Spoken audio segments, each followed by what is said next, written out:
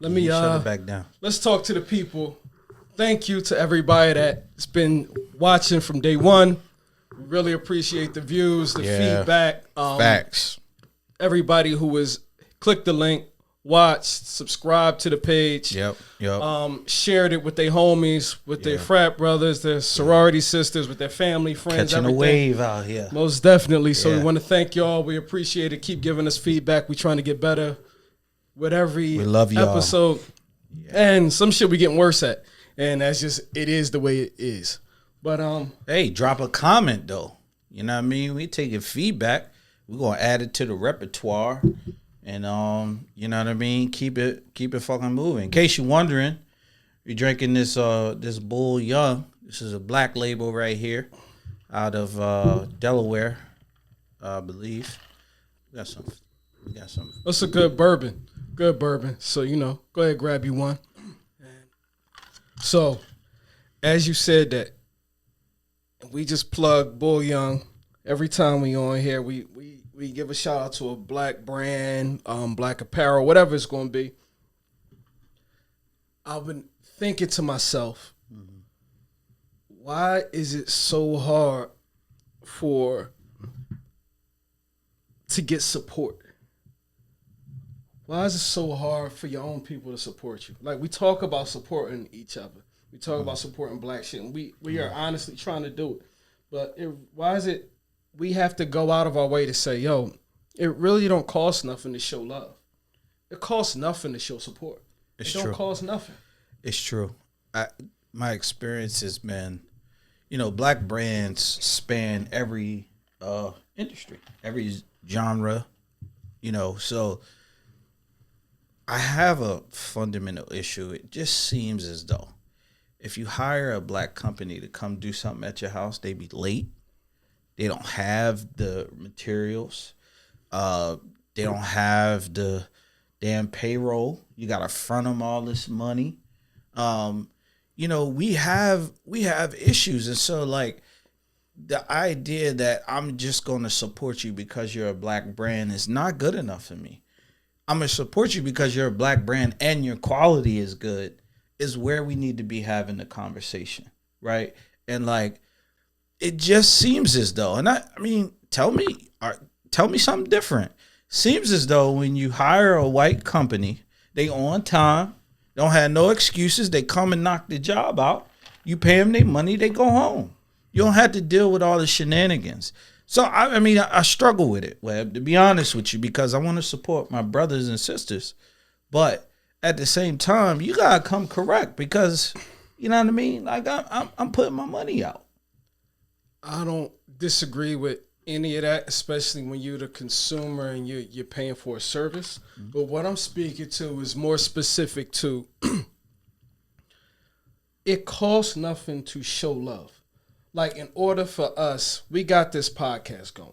Right. And we got our main homies, they supporting. It's a lot of people that we don't know that's supporting. Mm-hmm. But it's hard I look at it like this. In my chapter, let's say I got 120 people in my chapter. Mm-hmm.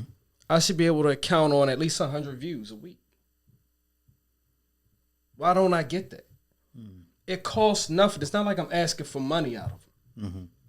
I'm not saying you got to watch the whole 20 minutes or a half hour at a time. Click on it, watch 5 minutes. Well, who's to say the 100 like what you're doing? Maybe they don't want to look at it. Maybe they don't even like you. But it don't cost nothing to show love. It don't cost you nothing. It ain't no money from you. It ain't no money, but they might not like you. My chapter brothers like me. He took that personal. He didn't like that. He didn't like that. But why is it like that? The same way when I get that. I told you when I go on the Black Podcast hashtag or the Black Content Creator hashtag, it's a majority black women. The whole thing that pops up is black women. Mm-hmm. I'm not typing in black female content creator, just black content creator. 90% of it is black women. Mm. And what you see is when I click on those pages, you see different podcasts following each other, different photographers following each other. Are you talking about Instagram? Women, yeah. Do you think Instagram has anything to do? You know, they like the metal and stuff. I do think. You know, they create background algorithms and all that.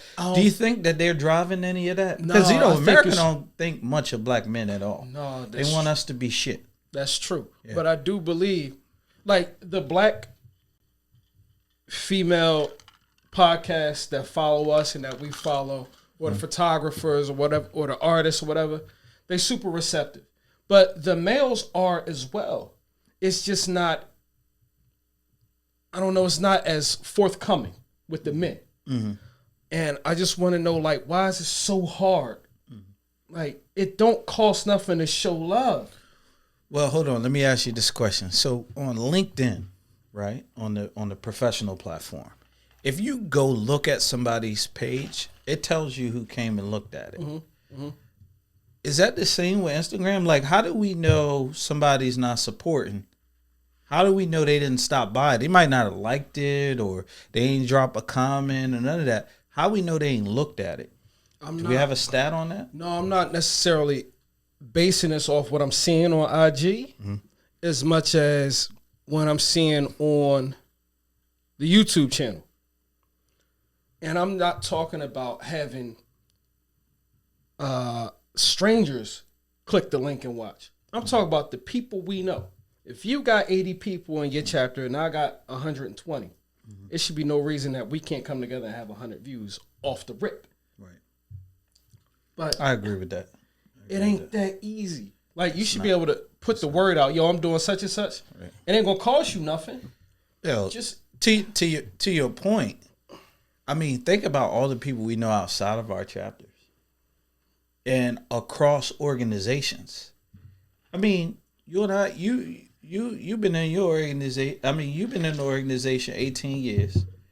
I've been in mine 15 years, going on 16 years, and we got a lot of history across the Divine Nine. We know a lot of damn people, and so I get what you're saying. And maybe it takes us having a physical cookout or something this summer where we have a 3/5 pod, you know what I mean, joint in DC and have everybody come out. How y'all feel about that? Leave a comment. If you want us to have a joint, leave a comment. We're going to have it anyway. Whether you like it or not, we're going to have a 3/5 pod cookout. And rep your black brands at that joint.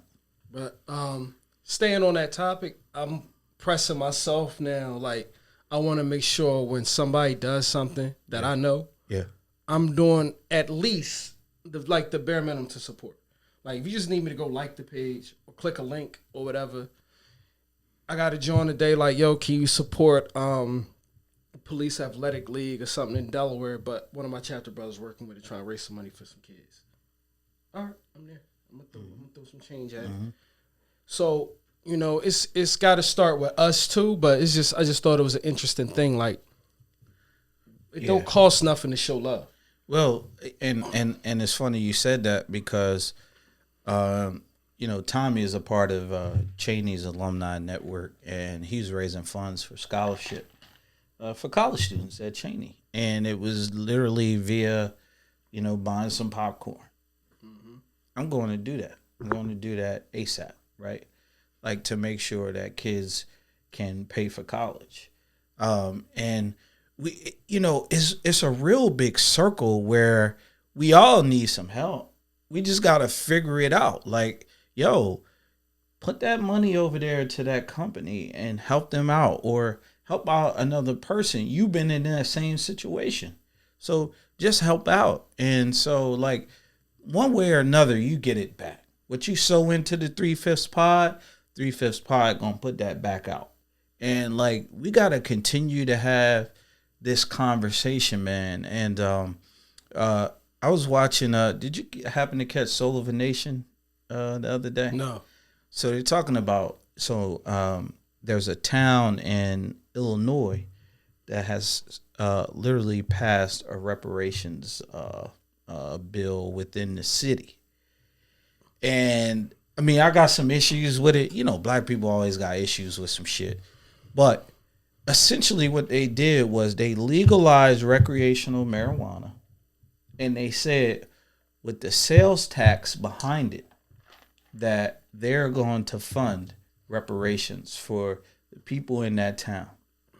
And so the people are supposed to get like $25,000 from the the sales tax of the marijuana. What's kind of your feeling about, because the issue in the black community is we're not monolithic, so we don't all think the same. But what are your thoughts around reparations in general? What is, if somebody came to you and said, Webb, what would you like to see in a reparations package? What would it be? That's an interesting question, and I don't know that I can give a well thought out answer, but just off the top of my head, I think you should have options. Education should be one. So should you choose to take this particular option, your college is free. But everybody ain't going to college, so you can't just say that's just it for the people. At any institution or at HBCUs? You got to really be like specific about this, because people feel different. We wouldn't have HBCUs and we wouldn't need reparations if it wasn't for the fact that they did what they did. Right. So we should be able to go whatever fucking institution we can get into. Correct. We wouldn't need HBCUs if y'all didn't do that shit. Right. Slaves were instrumental in Georgetown, which is not an HBCU. But if you're not going the education route, then it should be, all right, you should be able to get a stipend of, I don't know what the amount would be. I don't know what a proper amount is. I don't necessarily always agree with putting cash in hand, but why the fuck not? Like, you got 400 years of bullshit out of us. What about what Herschel Walker said? My ears don't even register what Coons said. I mean, him and Candace Owens is in the same box. He said this. He said that blacks shouldn't get reparations. Yeah, well, whatever. I mean, I don't understand Coon language. He speaks a different language. You get free labor out of a people. You owe them something. I mean, that's the bottom line. I mean, it's just interesting that when Jews were persecuted, it was time to form the state of Israel. Mm-hmm. Israel didn't exist prior to that, not as a formal state. Right. When they finally had to admit to the persecution of the Native Americans, the American Indians, they had to say, all right, you know what, reservations, and then, you know what, from there, you get that money for the casinos. Okay. Right. I just learned about that. It's crazy. It's some wild shit. Yeah. But why is it, what did they do for black people? Mm-hmm. They freed us in words only. Did everything they could to make sure that we never... Freeing us meant we're going to pay you for your citizens. Shit. Yeah. We were second-class citizens at that point. Yeah. And it took an additional 100 years just to say, no, you can actually vote properly. They still trying to suppress that. Like, so what is truly... What can we get that is compensation for what we've given? Mm-hmm. Well... You know, like somebody else said, why are we still paying taxes?